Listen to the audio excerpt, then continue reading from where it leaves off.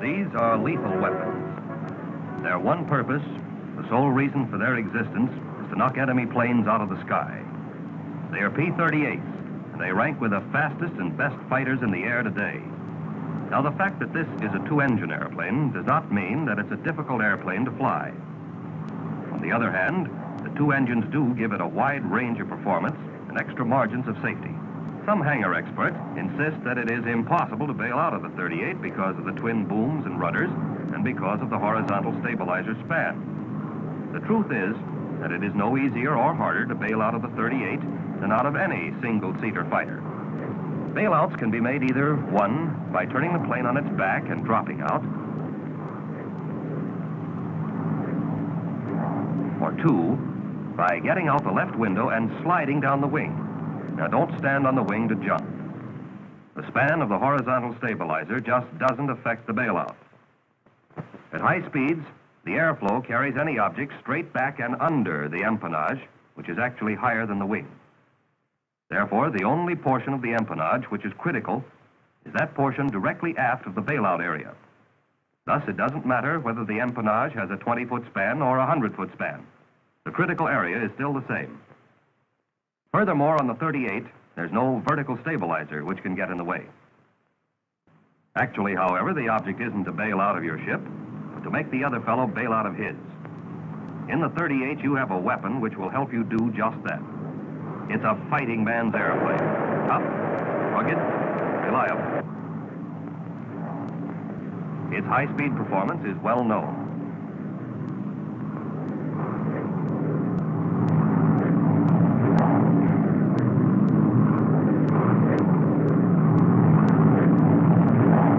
But its control at low speeds is equally spectacular from the point of view of performance.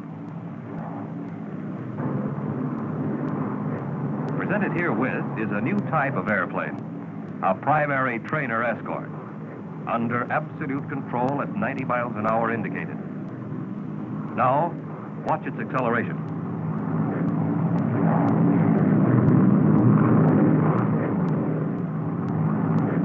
Most important of all, maximum performance makes it possible for a 38 pilot to dictate when and at what altitude he shall combat. But to achieve that maximum performance, it is first necessary to understand normal and emergency operations. What we're about to see won't give us any laughs or thrills, but in the thick of battle when the going is tough, might mean the difference between victory or defeat, life or death. Among other things, we'll see what to do for normal routine precautions. For single-engine flight, landing, and single-engine failure on takeoff. How to handle one or both propellers inoperative, or so-called running wild. We will check on use of landing gear and flap emergency extension systems. All of these will be seen for the purpose of achieving the true objective of the airplane, maximum performance in combat. And the men best qualified to demonstrate these operations are the men who know the 38 best. Men who have flown them the most, production pilots. Charlie Brannan, Tom Kennedy, Jimmy Mattern, Avery Black. The pilot who's flown more 38s than any other man is going to take it up from here. He's the chief engineering test pilot, Milo Burcham. We're not going to try to teach you how to fly. You've all had good training in other ships. We're simply going to show you how we handle a 38, hoping to increase your knowledge and skill, and in that way, add to the effectiveness of the ship and to your own safety. There are certain routine precautions which apply to every condition on every flight. So let's take a look at those right off the bat. Before takeoff, the hatch must always be securely latched.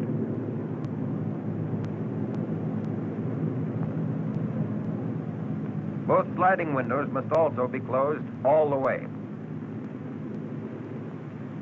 With the windows closed, the airflow is normal.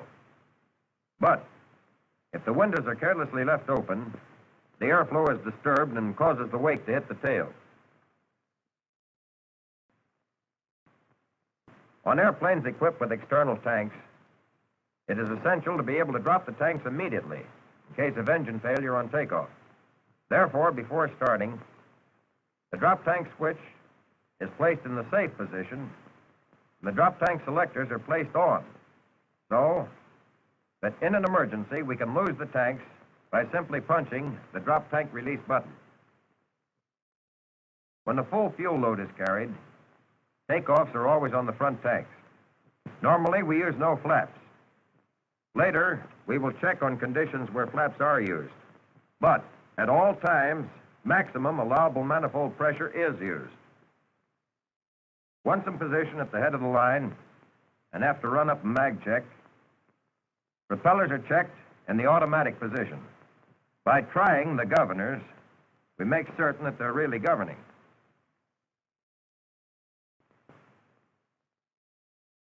Booster pumps are switched on in order to ensure adequate fuel pressure in the event of engine fuel pump failure. Brakes are held while both throttles are advanced to get the maximum allowable manifold pressure. In this case, 40 inches. The object is to get those turbos turning so as to obtain takeoff power at the start of the takeoff run. Furthermore, by holding the brakes as long as possible, we allow the propellers to reach the governing limit of 3,000 RPM at the start of the run. In that way, if they're going to run wild, they'll do it while there's still time to stop the ship. Now, without flaps and using 40 inches of manifold pressure, the 38 starts the takeoff run. Because of the tricycle gear, however, there is no tendency on the part of the airplane to fly itself. Therefore, at about 70 miles an hour, we start to ease back on the stick. At 90 to 100 indicated, after a run of 15 to 1,800 feet, we pull back to break ground. At this point, in spite of the lack of a feeling of lightness, the airplane responds immediately and easily. Gear is upped as soon as the ship is committed to flight.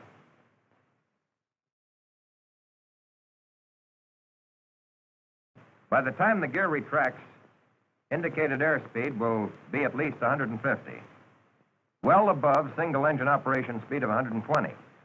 If the boom doors do not close immediately, nosing the plane abruptly down a couple of times usually will close the doors. No flaps are used for normal takeoff because without them, we get the single-engine flying speed faster. But if this tower, for instance, were an obstacle 1,700 feet from the head of the runway, a zero-flap takeoff would catch it right amidships. With 50% flaps under exactly the same conditions, the airplane easily clears the tower. Airspeed will be at least 140 indicated by the time the gear retracts, which is enough speed to retract the flaps without loss of altitude. Although flaps reduce takeoff run about 500 feet, they only provide a takeoff goose because the rate of climb and speed at zero flaps quickly exceed the initial advantage with flaps. As soon as the airplane is in its climb, power is reduced to 37 inches of manifold pressure and 2,600 RPM. At this time, if high-altitude flight is not contemplated, booster pumps can be turned off. There's very little difference in the rate of climb at indicated speeds of 140 to 180 because what is gained by the angle increase is lost in speed. Basic flight characteristics of the 38 are excellent. For example, the stall, which we're about to see, is so slight as to be almost imperceptible to the camera. The power stall will occur at about 70 miles an hour. Loss of altitude will be about 50 feet. The counter-rotating propellers eliminate torque. No tendency of either wing to dip or fall away. Watch closely. There's the stall. Characteristics are just as good in the power-off stall with gear and flaps retracted or extended. Accelerated stalls, accompanied by normal buffeting, occur on any airplane when the angle of attack is increased to the point that the airflow over the wing becomes turbulent. This can happen in sharp turns, pull-outs, or other severe maneuvers. The 38 is designed to take the buffeting of the stall and has no tendency to slip off on either wing at any altitude. If you want to get out of an accelerated stall, Permit the airflow to reestablish normal lift by easing up on the stick. For the sake of greater maneuverability, there's a maneuvering stop on the flap control. With flaps in this position, turns are shortened, and similar maneuvers perform with great efficiency. Low-speed banks at low levels, however, even with the flaps full down, are non-habit forming. There's just not going to be enough time to recover lost altitude before the ground catches up with you. And in practicing maneuvers, there are two things that are darn important. First, where inverted flight is concerned, the engines are not designed for inverted flight of more than 10 seconds. Oil pressure will drop in even less time, and the bearings are apt to be damaged. Furthermore, prolonged inverted flight is in itself unnecessary. Secondly, in any maneuver which requires a downward recovery, the pilot must have plenty of air under him, at least 10,000 feet. Due to the 38's acceleration in a dive, the ground comes up awfully fast to slap you in the face. There's a dive limit chart in the cockpit. Be sure to check it. Landings are not complicated, but in night landings, pilots new to the 38 sometimes get a surprise when lowering the landing light. This is due to the fact that the light disturbs the airflow to the aileron. This nibbling feels a bit strange at first, but actually has no unfavorable effect as far as flying is concerned. For the landing itself, propellers are set for 2,600 RPM with about 23 inches of manifold pressure. And to ensure adequate fuel pressure, on go the booster pumps. Gears extended at 175 miles an hour indicated. Flaps at 150. At this time, the toe brake should be pumped to ensure adequate pressure upon landing. Now let's retract the gear again to show that even if the normal extension system fails, there is still no reason to start getting ideas about a belly landing. Two conditions are usually the cause of hydraulic system failure. Either the engine hydraulic pump has gone out, or there's a break in the hydraulic lines. If the engine pump goes out, fluid will still be in the lines, and the auxiliary hand pump can be used to extend both the gear and flaps. No other action except pumping is required, and it will take about 5 minutes to pump the gear down and lock. If, after 2 or 3 minutes of pumping, there is no feeling of pressure against the pump, it indicates that there is fluid failure. In this case, the emergency system is still on tap. The emergency extension system is used in the following sequence. First, landing gear control lever is placed down. Next, the bypass valve is closed by turning it clockwise. Now the hand pump selector valve handle is placed down, and the pump is operated to force the doors open with the wheels. Pumping is continued until all 3 wheels are fully extended and locked. Nosing the ship abruptly up will help force the wheels out. While pumping, the selector valve handle should be checked down to make sure it hasn't moved out of position. Flaps can also be extended by the hand pump. To do this, the flap control handle is placed down. Then the selector valve handle is set to up, and the pump operated till the flaps are extended the desired amount. If for any reason the flaps will not extend, the airplane lands well enough without them. In a zero flap landing, however, allow for float and higher stalling speed. With booster pumps on, the gear down and flaps in 50% position, the approach is made at 120 miles an hour indicated. Speed is reduced to 110. And when the approach is in the bag, the flaps are extended full down. Then, at 110, flare out and come in over the fence at 100 to 105 miles an hour, but never faster than 110. Contact never has to be made at over 100 miles an hour. The 38 lands in the same attitude as ships with conventional gear, on the 2 main wheels. The nose wheel will settle of its own accord. Don't be tricycle gear conscious. Just be flying level somewhere near the ground. Flying, not falling. And then the less the pilot does, the better. For slowing down, brakes are applied on and off, rather than with a constant pressure. There is only one way possible to make landing the 38 difficult, try to bring it in on its nose wheel. Nose wheel landings are expensive ways of messing up the landscape.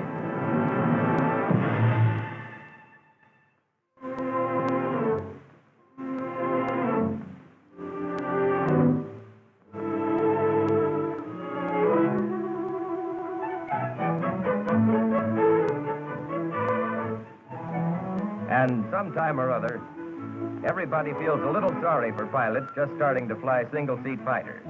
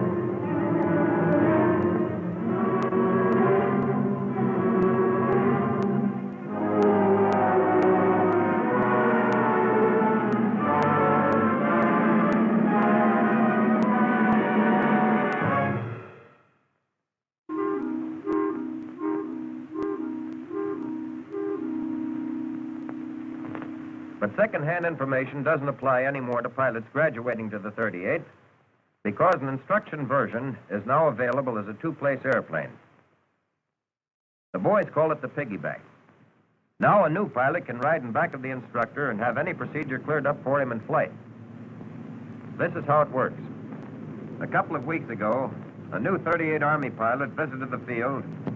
Wrap your legs up, Bill, and make yourself at home. Okay.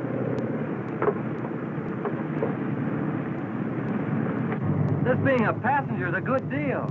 I feel like a colonel already. The last guy thought he was a general. Well, all kidding aside, Milo, I hope you don't think me a dope if I ask a lot of fool questions. You know a better way of finding something out? Well, no, but... Well, then ask away. Okay. Well, I did have a couple of question marks about the propellers running wild.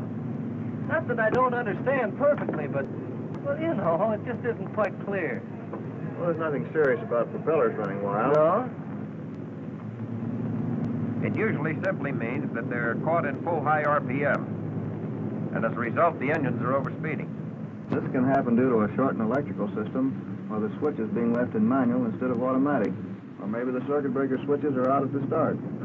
But no matter what causes propeller over-revving, retarding the throttles will bring them under control and still leave enough power to at least circle the field and land.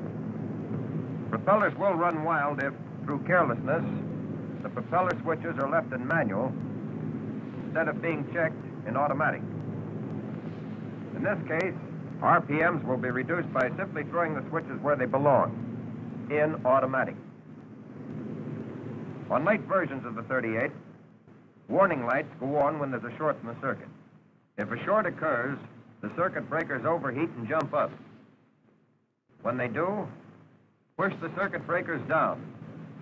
They'll have to be held down for about 15 seconds. Otherwise, the heat will just make them jump right back. I gotcha. If we don't let them cool off, will it pop right back up again? Can we simulate this in flight?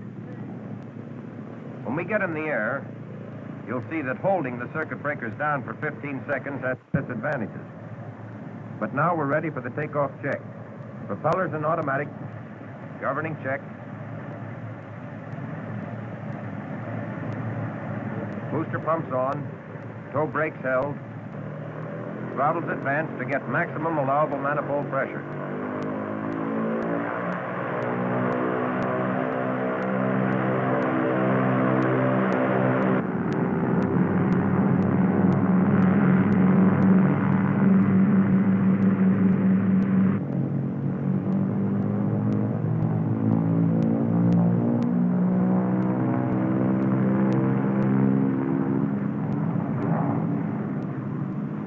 Lights warn us that there's a short.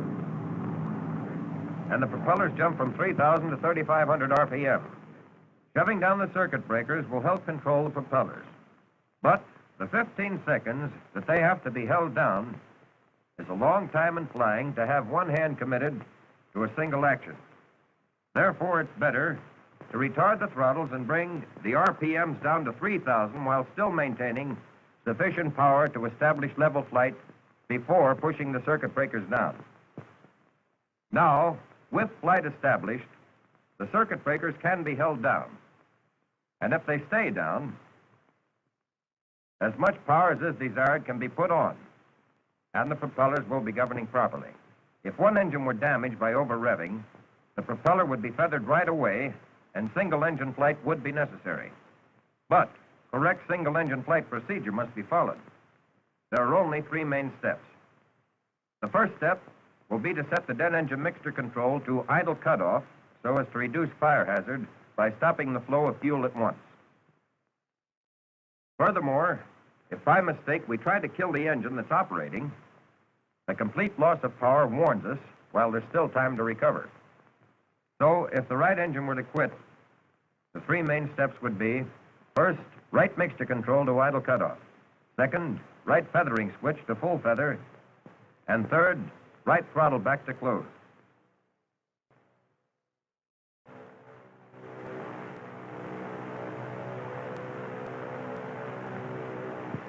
That's all there is to getting set for single-engine flight.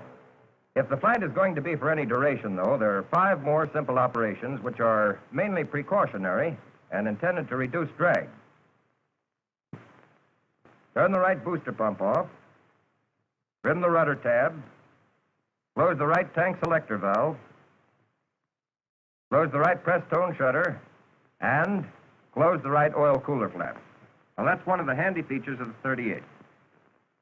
If one engine fails, there's still a mighty fine single-engine ship under us.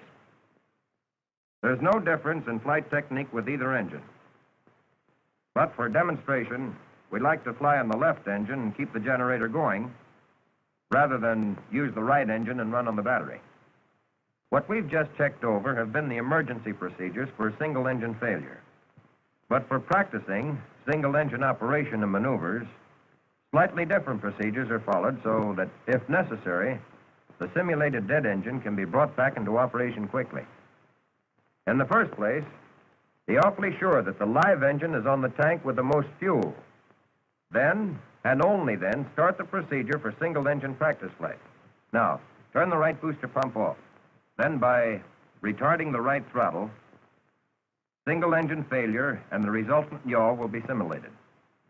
Recover from yaw with opposite rudder and throw the right mixture control to idle cutoff and feather up.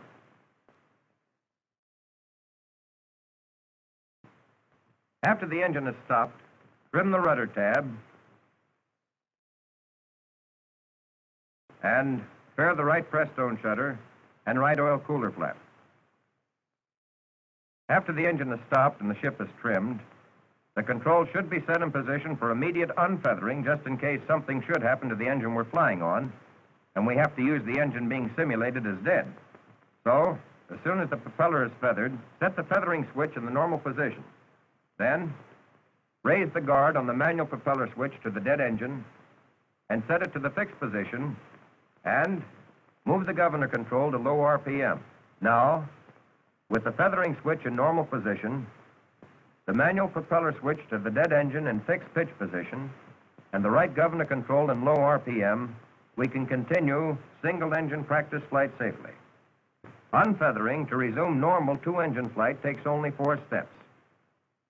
Manual propeller switch is held to increase RPM until 800 is reached, and then throw the switch to the automatic position. Right mixture control is set to water-rich. Check to make sure that there is sufficient oil and fuel pressure. Open the throttle slowly, and as the press tone temperature rises, continue advancing it slowly. At 25 inches of manifold pressure, RPMs are also increased until power and propellers on both engines are synchronized.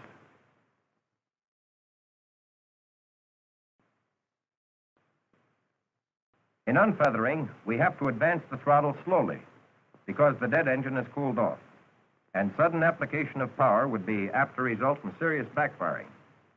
But no matter if the single-engine flight is due to necessity or for the sake of practice, the procedures for flight and landing will be the same. For single-engine cruising, satisfactory power is 31 inches of mercury and 2,300 RPM. For single-engine climb, 37 inches of mercury and 2,600 RPM are satisfactory. Use of more power is unnecessary and depends on the weight conditions of the plane. At an altitude of 20,000 feet, the 38 on one 1,150 horsepower engine can hit 205 miles an hour indicated airspeed. Figuring pressure and outside air temperature, the true speed is actually about 282 miles an hour. Loss of range in flying on one engine is about 20%. In cases of prolonged single-engine flight, fuel will have to be drawn from the tanks of the dead engine. Now, Bill, you reach over to do this. First, turn the selector to the tank which is to supply fuel. Then set the cross-feed valve switch to cross-feed position and turn the other selector off. The single-engine maneuvers we're about to go through are to show the flexibility of the ship and are recommended only for combat emergency. A single-engine aileron roll is simple enough. But the engine design, as we know, doesn't allow inverted flight of more than 10 seconds due to the loss of oil pressure. The single-engine stall characteristics are at least the equal of most single-engine planes. The power stall occurs at 90 miles indicated, and the recovery is the same as with two engines. Now, here's the stall. There's a big change in directional trim with change in speed comparable to the torque effect in single-engine airplanes. This is more pronounced in the slow-speed range.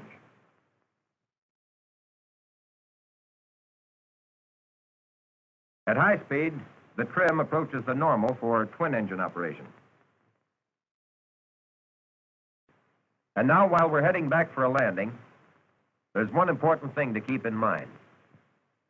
Never count on a two-engine plane maintaining altitude on one engine with both the gear and flaps pulled down. The landing approach is made at 2,600 RPM with 20 inches of manifold pressure.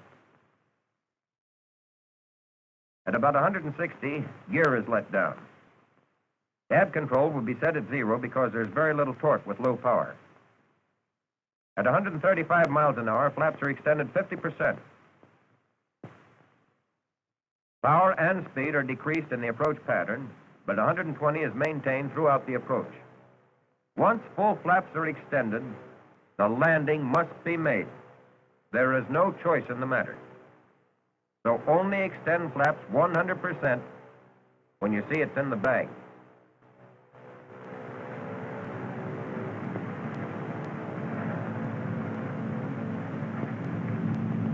Retard the throttle and come in over the fence at 110. Then flare out, making contact at between 95 and 100 miles an hour.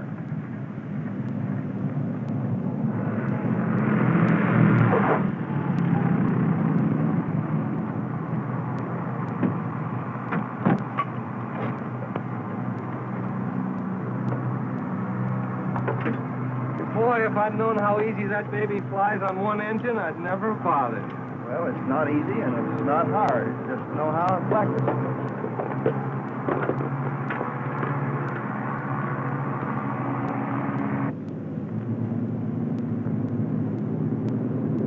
Here, Bill, this will give you some idea what I mean. Too flat an approach on single engine is definitely bad. It's apt to result in undershooting the field. The high approach can be made by diving down and leveling off short of the field. But the recommended approach has been found to be the easiest as well as the safest. It's okay to use some power until you actually contact the ground. Uh-huh. Hey, one engine's quit. You still got another engine.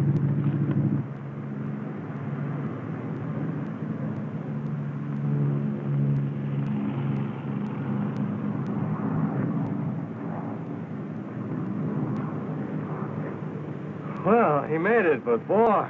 Come here, I want to show you something. I think that's Tony Levere. Tony, simulate single-engine failure on takeoff. Okay, Milo. I'll cut the right engine.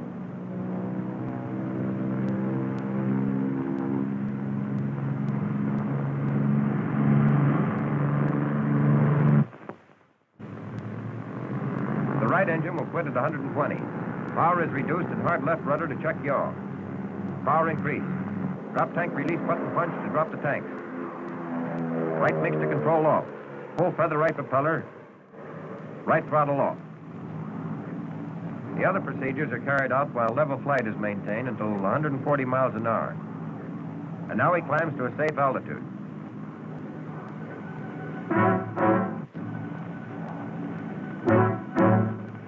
Remember, Bill, this is your first crack at it, so take it easy. Okay.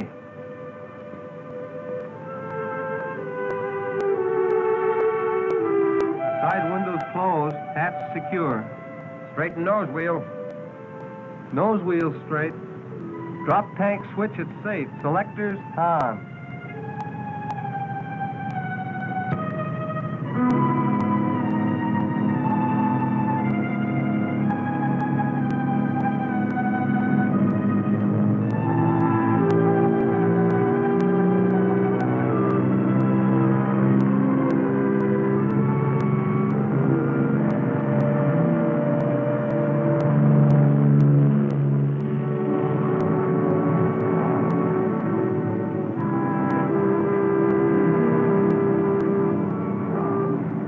Ready for single engine practice flight on left engine. Make sure that you be on the tank with the most fuel. Switching from front to rear main. Right booster pump off and set to cut throttle. Go to it. Right throttle off, hard left rudder to check yaw. Mixture control to idle cutoff. Right propeller feathered up.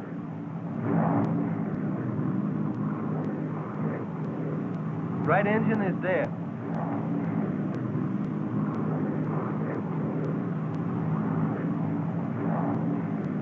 Trimming rudder tab. Closing right press-stone shutter and right oil cooler flap. How's about setting the controls for unfeathering? Feathering switch in normal position. Manual propeller switch in fixed position. Right governor control in low RPM. All set and smooth as silk. Nice going. Now circle for landing.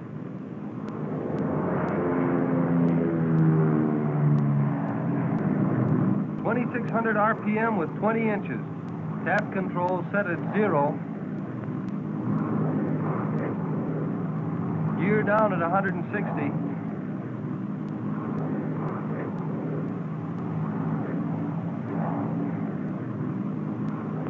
.50% flaps.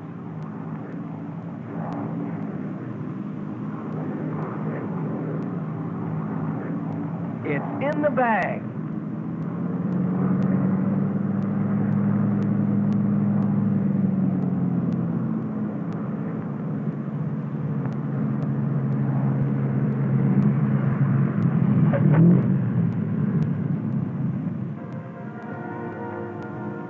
The 38 as a weapon does not have to take a back seat to any plane in the world. It's a man's airplane, effective and versatile. But remember that it is an airplane, and don't lose respect for it. Learn to take advantage of its strong features, both of safety and attack. The skies belong to you.